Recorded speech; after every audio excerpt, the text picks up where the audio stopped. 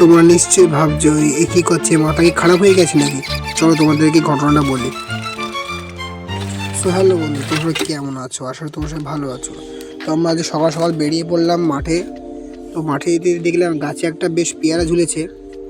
তো পেয়ারাখানা খাওয়ার জন্য মাথায় একটা প্ল্যান চলে আসলো।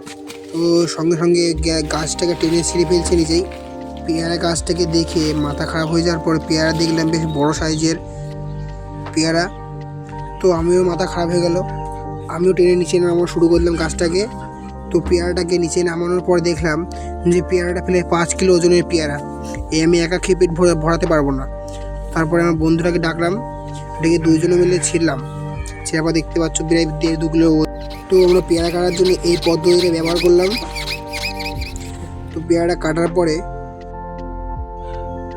আমরা বেশ ধুয়ে নিলাম পেয়ারাটাকে খাওয়ার জন্য। তো খাওয়ার জন্য মেনুতে ছিল কাঁচা লঙ্কা আর পেয়ারা। দেখতে পাচ্ছ অলরেডি তোমার সামনে নিয়ে চলে এসেছি আমি কাঁচা লঙ্কা পেয়ারা। তো এর স্বাদই আলাদা। এর খাওয়ার পরে আমাদের যা ভালো লাগছিল তোমাদেরকে আর কি বলবো। তো খাওয়ার পরে এর অবস্থা কেন তোমাদের দেখবে। তবে সাতটা রকমভাবে আমরা পেয়ারাটাকে খেয়ে শেষ করে ফেললাম। তো খাওয়ার পরে এর অবস্থা তোমরা দেখতে পাচ্ছ। ভিডিওটা ভালো লাগলে লাইক, কমেন্ট ও সাবস্ক্রাইব করতে ভুলো না। Bye bye.